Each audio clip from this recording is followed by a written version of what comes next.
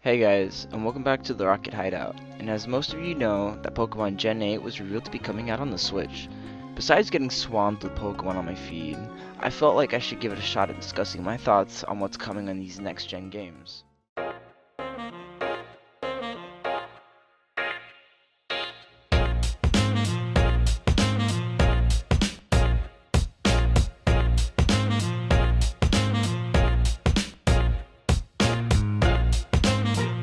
The names of the games are Pokemon Shield and Pokemon Sword, set to be coming out later in 2019, probably around November time. I'm personally very excited for the game because it's set in a new region where we're able to get about 100 plus new mods for the region decks, which I'm hyped for. From reading Twitch chats and YouTube, and also following up on Twitter, everyone is saying that it's set in a United Kingdom type region, which I think is pretty cool just with the atmosphere alone. There's so many beautiful colors in this game, and the graphics don't look too bad. I love the design of the region because it sends you through transformative landmarks that alter your perception of the game, and it shows a lot more detail than previous games that the DS didn't have. Me and my neighbor Jose also noticed that it has the same engine as the Let's Go games, which is pretty cool, still as well. Besides that, I noticed some new features in the game and some returning features as well. For example, the giant building in the middle of the towns are actually gyms in the shape of stadiums. I'm super excited to fight new gym leaders because to me it felt like the previous mainline game didn't have gyms and it took a lot of content from the game. So playing through the game wasn't as satisfying as playing through like Fire Red or Leaf Green, but I'm glad gyms are back. On top of that, the design choice for the towns are super amazing, and I love the ingenuity and rough designs of the houses and the buildings across the region, and it makes me feel somewhat cozy, I guess. The lighting in the game really helps with that. It's like going to a pizza place with dim lighting and good music with bomb-ass pizza. It's cozy and fun to be in, and those are the kind of vibes I'm getting from seeing the character in the trailer traversing to different locations. The region is also very scenic, so I'm expecting a lot of content to be inside of the game to make me feel more believable and real, I guess, as far as Pokemon go. I don't have many concerns for this game if I'm being real here, but if I was trying to find something I didn't like, I would probably have to say how the map in the region is set up looks very linear. I'm guessing your player starts from the bottom of the region while making your way to the top. This isn't essentially bad, and I'm probably nitpicking at this point, but if I was to have an input on the region, I would try to make it as free as possible, and not have a linear way of playing, I guess. I don't really know. But anyways, moving on.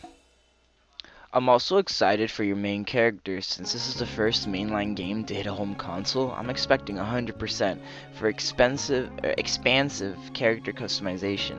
I would be so mad if they didn't really give us a large wardrobe of clothes, since the Switch is strong enough to handle it now. I used to play a lot of Final Fantasy 11 and 14 back in the day, and I played a little bit of Black Desert, and to be honest, I love customizing to the fullest. I don't really expect Pokemon to be that in-depth in character customization, but I would like a lot more effort in Game Freak and Nintendo to add more variety and designs to your character and a large wardrobe that you can choose from.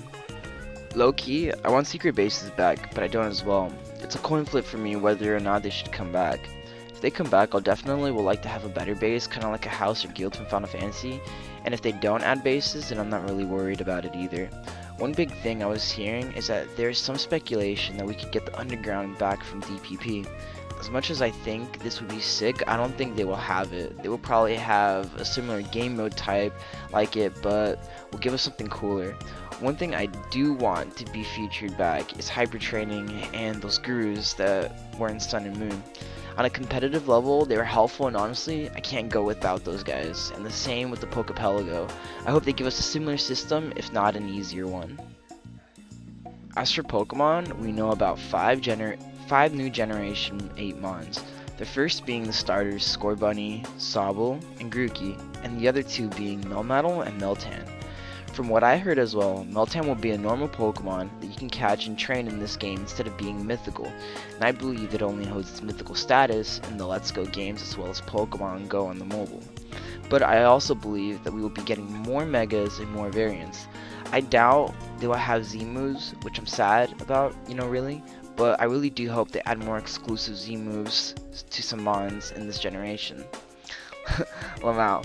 My brother wants a lot more bug types in these games, like a lot more, but for me, I really want a huge deck so that I can explore more Pokemon. I also want to see more Mons that didn't have evolutions that gets them in this gen. You know, cough cough, done sparse. In terms of design, I think the Pokemon we'll be seeing will have an athletic and sleek design since England created football and rugby, as stated by Loxton and Noggin. Me personally though, I want to see more Fire Dark types and maybe an evolution or two.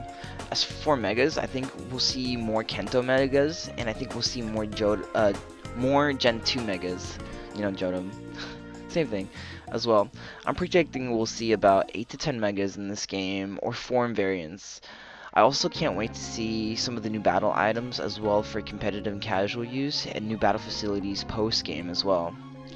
Overall, I think I'm just really excited for this game since like I was kind of like burned out from Pokemon Sun and Moon. Like even though I like love the games and invested like at least 400 hours in the Sun and Moon games, they kind of got bland for me, mostly because the post game didn't really have that much for me, I guess.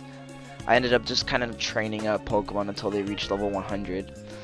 But I'm hoping that with this, since it's on a home console, that Pokemon Sword and Pokemon Shield, that you can have a lot more to do, you have a lot more stuff. And on top of that, because it's on the Switch, they could have possible DLCs in the future. I know it's like weird hearing, you know, DLC and Pokemon like in the same sentence, and I doubt something like that will happen, but I think it's really cool because they can add like mini regions or mini expansions to like the map as well, that they can increase and play with over time since it is on a home console. And to be honest, games on the Switch already had DLCs, like Smash Bros has DLCs, and also Legend of Zelda as well.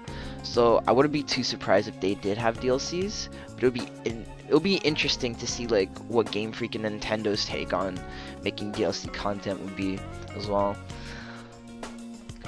But yeah, so the region is also called the Galar region. So I thought it was a pretty cool name, you know, pretty interesting. And from what I've seen, everything is very industrial, like Pokemon and people, they're just kind of like working together in harmony, kind of like Sun and Moon, but like better. But I really do have high hopes for this game, and I hope that this game turns out pretty well, because if this game does good like in sales, I believe they're gonna make like even better games. Who knows, we might even get like a whole Gen 4, Gen 2 remake, which I'm really hyped for. To be honest, I really want, like, side note first of all, I really want another game to complete Pokemon Colosseum and XD Gale of Darkness. I want it to be a trilogy since we're on a home console now. I doubt that would ever happen, but yeah. But anyways, November, I'm pretty sure it's the time that we'll be able to get Pokemon Sword and Shield, so keep your eyes peeled like a banana, guys. Yep, and those are my thoughts and opinions on what's coming in these new games and stuff like that. If you have any ideas, post them down in the comments below, because I love reading comments. If you liked the video, please like, subscribe, and if you don't, give a thumbs down, dude, and tell me why you didn't like it. But stay tuned, because I'll be making more videos soon.